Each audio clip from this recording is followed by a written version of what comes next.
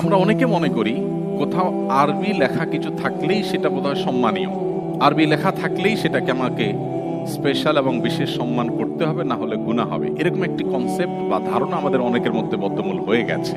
এই ধারণাটা সঠিক নয়। আরবি টেক্সট, এই টেক্সটে কোনো কিছু লেখা থাকলেই সেটা ভালো হতে হবে, নট নেসেসারি। আমি চাইলে আপনাকে আরবিতে গালি দিতে পারি, কারণ আপনি আরবি বুঝবেন না। সো আমি আরবিতে গালি দেওয়ার পরে যদি আপনি বলেন সুবহানাল্লাহ, ব্যাপারটি কেমন হবে?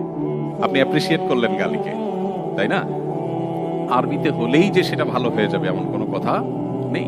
আবু জাহাল যখন আমাদের প্রিয় নবী সাল্লাল্লাহু আলাইহি সাল্লামকে মন্দ কথা, কটু কথা বলেছিল, সেটা তো নিশ্চয়ই আরবিতেই বলেছিল। আবু লাহাব যখন আমাদের প্রিয় নবী সাল্লাল্লাহু আলাইহি সাল্লামকে কষ্ট দিয়ে কথা বলেছিল তাব্বান লাকা সাইরাল ইয়াউমি আলিহাযা জামাআতানা।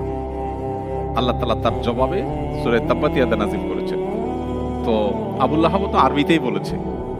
এখন এটা যদি আবু লাহাব কোনো কাগজে লিখে নবীজির কাছে চিরকুট আকারে দিতেন, তো আমরা নিশ্চয়ই এই কাগজকে চুমু খেতাম না, নিশ্চয় আমরা সেই কাগজকে রেসপেক্ট করতাম না।